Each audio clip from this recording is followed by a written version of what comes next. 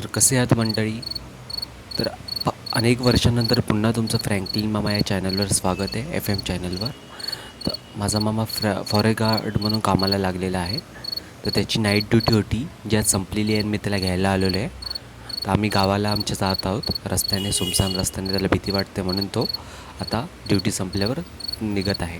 तर चल मामा, आता आपण निघूयात आणि मी तुझा ब्लॉग काढतो आणि सोबत गोष्टी सांगतो. तर चला. तर हा आमचा मामा निघाला. तर मी आज तुम्हाला ना ॲक्च्युली सिरियस टॉपिकवर माझ्या काकीच्या आजोबांसोबत घडलेली गोष्ट सांगणार आहे. म्हटलं की आता मामाचा हा ब्लॉग मी काढतो आहे. तर जाता जाता रात्रीचं चालत चालत रस्त्यानं आम्ही त्याच रस्त्यानं जातो आहे, ज्या रस्त्यानं आमचे ते काकीचे आजोबा आले होते रात्रीचे, आणि त्यांच्यासोबत भुताटकीचा भुताटकीचा प्रकार झाला होता.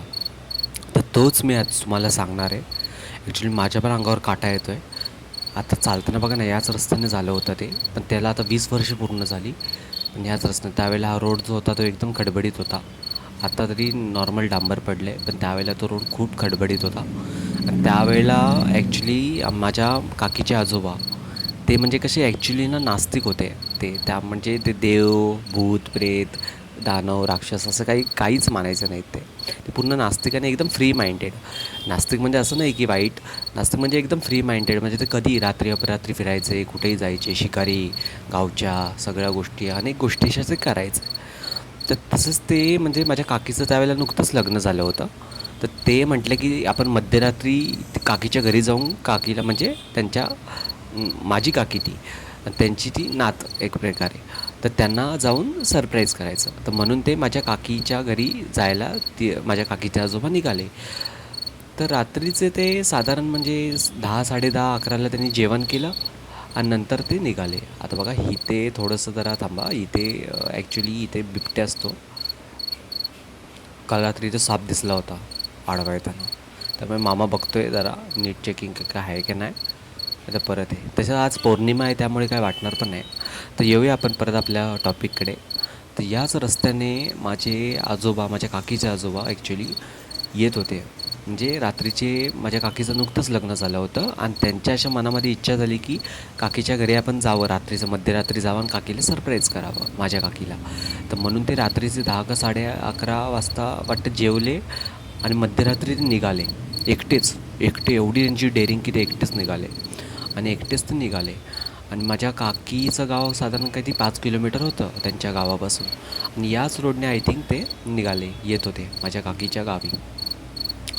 तर ते असेच चालतं. ते आता कसं म्हणजे मध्यरात्री त्यांना म्हणजे प्रवास करायची सवय होता, त्यामुळे त्यांना म्हणजे असं काही वाटायचं नाही, भीती वाटायची नाही.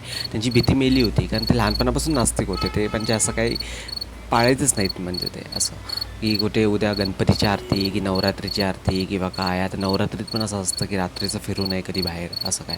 पण त्यांना त्या गोष्टीची काही म्हणजे हे नव्हती. ते बिंदास म्हणजे त्यांची कशी एक प्रकारे ना, म्हणजे कधीच काय त्यांना कधी दिसलं नाही, त्यामुळे त्यांना कसं म्हणजे एक प्रकारे भीतीच त्यांची मेली होती. त्यामुळे त्यांना म्हणजे काय वाटायचंच नाही की रात्री अपरात्री. आता बघा, हा पूल पण आहे. या पुलाची पण एक गोष्ट आहे, ती तुम्हाला मी नंतर सांगेन ॲक्च्युली. ह्या पुलावर पण काहीतरी आहे ॲक्च्युली. मला आता बोलू नये, या रस्त्यानेच आम्ही चाललो आहे. तरी पण म्हणजे एक तुम्हाला सांगतो, या पुलाची गोष्ट पण मी तुम्हाला सांगेन कधीतरी. हा पूल पण भयंकर आहे खूप. तर ह्याच रोडने आता मामा बघतोय बघा खाली. तर ठीक आहे, त्या पुलावर पण काहीतरी अनेकदा दिसतं असं काय. तर ठीक आहे, चालेल, काय हरकत नाही. आपण आता त्या गोष्टीकडे येऊया. तर ते म्हणजे रात्रीचं असं निघाले, मग काकीचे आजोबा असे रात्री तर निघाले. तर ह्याच रस्त्याने ते चालतायत 1 का 2 किलोमीटर त्यांनी क्रॉस केलं. तर तर अचानक ना त्यांच्या अशा बाजूनं ना एक माणूस, म्हणजे सफेद गांधी टोपी, सफेद सदऱ्याची पॅन्ट, म्हणजे लेंगा, नेहरू कसं घालायचं पूर्वी, तर तसा लेंगा घातलेला, सफेद लेंगा घातलेला माणूस त्यांच्या बाजूनं असा तंबाखू असा तंबाखूशी थोपटतात असे, म्हणजे मळतात. तर तशा अशी तंबाखू मळत असा अचानक बाजूनं आला. तर ते असे दचकले. आता ते दचकले म्हणजे असं नाही की ते भूतप्रेत म्हणून दचकले, ते म्हणजे दचकले. त्यांच्या म्हणजे मनामध्ये असा एक डाऊट निर्माण झाला की एवढ्या मध्यरात्री या रस्त्याने मी असा फिरतोय, हाच तो रस्ता, सुमसान रस्ता. तर एवढ्या मध्यरात्री या रस्त्याने मी असं फिरतोय, तर व्यक्ती असे पाठून जरी कोण चालत आली तरी तिच्या चालण्याचा आवाज अचानक येतो ना. म्हणजे आपल्याला पण कळतं की कोणतरी पाठून चालतं आहे. कोण. तर तसं काही नाही, म्हणजे अचानक ते असे बाजूने असे तंबाखू मळत तो माणूस आला माझ्या काकीच्या आजोबांच्या बाजूने. तर माझ्या काकीचे आजोबा अचानक असे थबकले. म्हटलं असं काय अजब. कारण हा व्यक्ती म्हणजे नेहमी ते म्हणजे चालत चालत ते चालत ना ते मागे पुढे नेहमी असे बघायचे.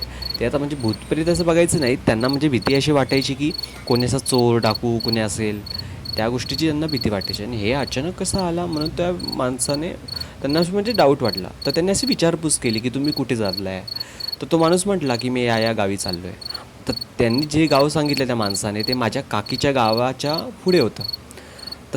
त्यामुळे तुम्हाला माहितीच पडलं असेल की शेवटी म्हणजे कसं त्याच रोडने जावं लागणार होतं त्या माणसाला पण आणि माझ्या आजोबांना पण. तर आजोबांना पण असं वाटलं भेटली, चला आपल्याला एक सोयरीक भेटली, आपल्याला एक हे भेटलं. त्यामुळे दोघंजणं असे चालत निघाले.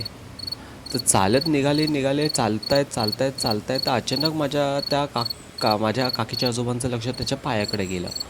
तर पायाकडे गेलं तर त्याचं पाय म्हणजे कशी त्यांच्या पायाला म्हणजे हेच नाही आहे, पाय त्याचे वेगळेच काय दिसले त्यांना. तर ते एकदम दचकले, त्यांचे म्हणजे आवाज गारच फोडले अख्खे ते एकदम एवढ्या रात्रीचं. तर त्यांना कळालं हे कोणी माणूस बिनूस नाही आहे, हा कोणी व्यक्ती वेगळा आहे. आणि तरी ना मग ते आणि तो माणूस मग त्यांच्याकडे ना असं रागाने बघायला लागला.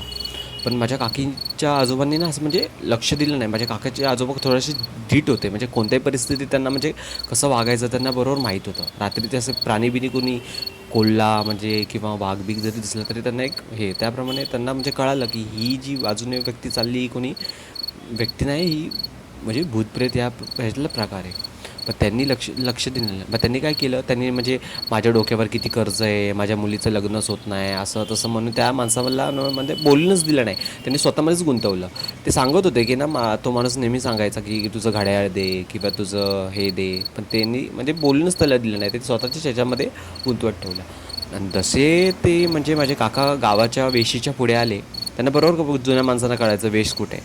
वेशीच्या पुढे आले आणि वेशीच्या पुढे आल्यावर त्यांनी पाठी बघितलं तर त्यांना असं वाटलं तो माणूस गायब झाला असेल, पण तो माणूस तिथेच उभा आहे. तर ते म्हटले चला ना पुढे, तिथे का उभे आहेत, चला पुढे.